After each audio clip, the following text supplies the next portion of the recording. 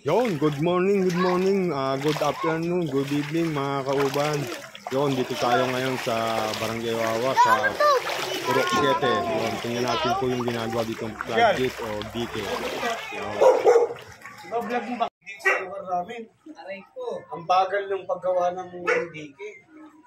Kung saan papunta ako sa kabila may maladaanan ba ako dyan? Dito kanina ba pwede mo alam ko. Dati kila Toto ako dumadaan Oo nga, dati. Dito kaila... Basyon daw? Kanina? Kila Basyon nga ba? Oo, yun daw. Wala. Ang taas dito Nawala ang tubig. So mga kauban, napunta ko rito. Halos palikas na o paliit na yung high tide dito sa may tabing ilog. Maliit na po to. Kanina mga gabinte. So yun, dito sa tabing ilog halos normal na yung high tide dito sa mga tao rito mga kauban. Ayan. Punta lang tayo sa likod.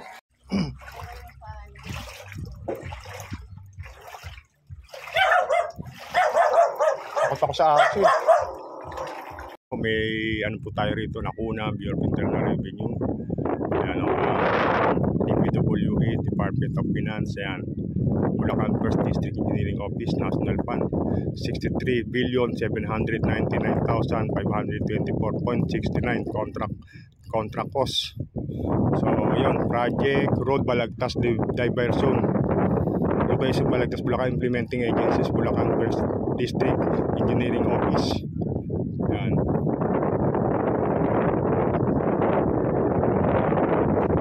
Contractor, Supplier, Pipe Givers, Construction, and Supply Corporation. Ayan po, ayan.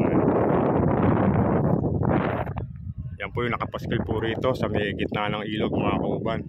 So ito, may nakita tayo rito mga nakatambay. Yan sila po yung mga nanguhuli po na isda.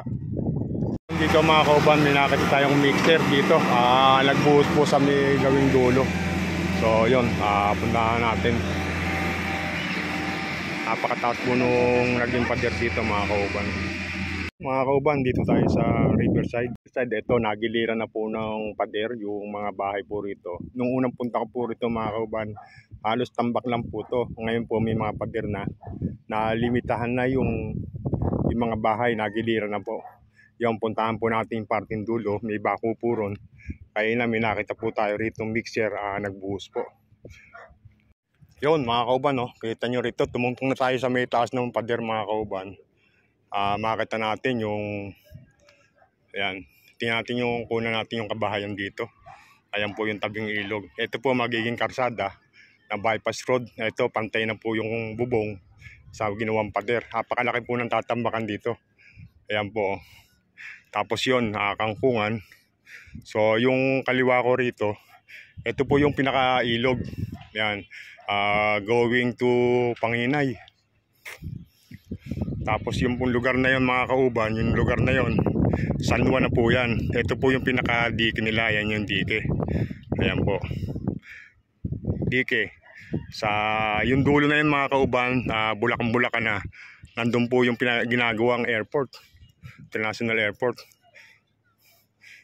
Ito po yung pinaka-bypass dito po sa Barangay Wawa, going to Panginay.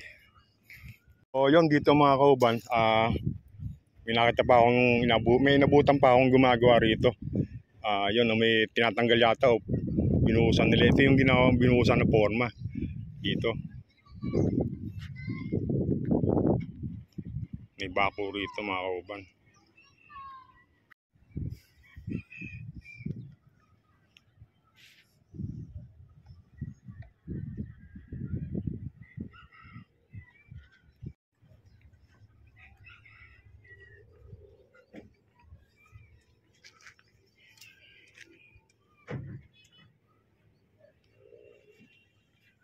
So yun mga kauban, hanggang dito na lang muna yung pinaka pader ng ginagawang bypass. Putol po sila rito. Tapos dito po sa may parting kaliwa ko, ayan po mayroong mga bakal na kasalukuyan nga pong binubusan sa may parting dulo.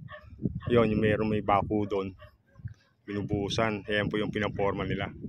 Ayan po yung bakal. Tapos dito sa may kabila ko, meron dito mga nangangangkong. Yan, Tapos may mga namimitmit, may nagkakawil po rito, namimitmit. Tapos doon po sa may kabila, yung gumagawa po ng dike. Ayan po, may mixer po ron, 1, 2, 3, 4, 5. Yan, may mga tao po ron. Yun po yung gumagawa ng dike. Sa kabila, parting sangwan na po yan mga kaban. Ewan ko lang po kung ano nakakasako pa rin dyan dahil malayo na. Siguro po panginay na rin yung kabila na yan. Ayan o. Natin.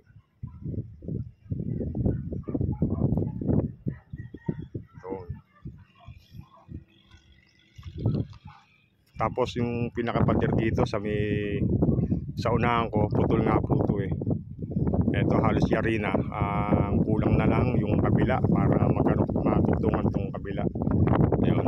Mga tambak na rin po rito. Ayun.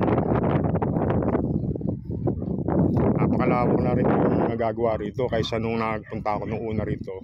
Halos wala pa hong tambak to. Ayan. Tapos dito sa may dike. Ito po yung pinaka-ilog. Ayan yung kahabaan ng ilog na papuntang po yan ng Balagtas Bridge. Ladaan po ng Barangay San Juan. Tapos dito po yung hanap buhay no iba. Ito nasa gilid po, ito kangkungan. Ayan. Ito po yung pinaka-landing nung karsada papunta sa ilog. Yung pinaka parang easement tawag dito. Ayan o. Lapad po nito mga kauban. Bukad ko halos 3 hakbang to. May higit 3 metro mga kauban. Ayan.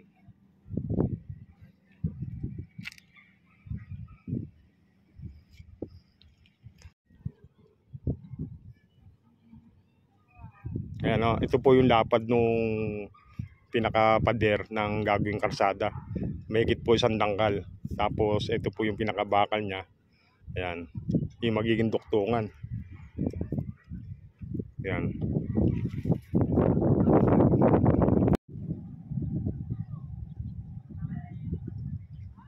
Tapos ito mga kauban, ito po yung forma. Ayan. Ayan po yung mga forma.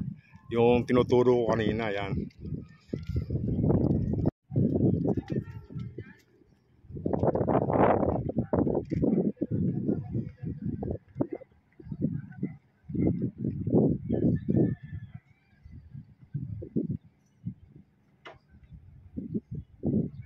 May nakunan tayo rito, yung ginawang pader dito sa parting kaliwa ko yun, wala pa siyang tambak. Yun, halos kalahati pa lang may tambak, hindi katulad ng bandang unahan. Halos solid na po yung tambak doon. Ang kulang na lang po nan yung karsada. Hindi pa magagawa karsada dahil siyempre dumadaan pa po yung mga heavy equipment na pwedeng masira. Pag malapit na to, tsaka pa lang bubusan ng karsada nito. Ayan o.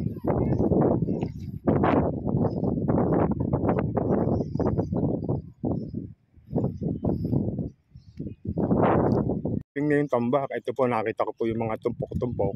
Ibig sabihin ongoing po yung pagkatambak dito. Papunta po ron sa may yung walang ano yun, yung nakita ko nina. Ito may mga tinatambakan naman pala. Dire-diretso po trabaho rito sa Balagtas Diversion Road. Yun. Tayo rito sa dinaan natin. Dito po ako kumakit sa may pader eh. May hagdanan po rito. Dati ko pong kapitbahay, pinaraan ako. Tapos may tambak dito. Akit po tayo sa pader. Yan. Yan po, may hagdanan. Yun. Yun. Yan tayo. Bye-bye. Ha? Cardo? Andito yung kanina eh. Ayun, si Kaine. Kaine, salamat ha. Kakakardo, salamat. Diretso na ako. Oo, kapag video okay na yun. Kapraso lang naman. Yun, kung mapapansin nyo mga kauban, yung tubig, yan ha. Tabi po niyan ilog, pag nag-high tide po, nakukulong po yung tubig.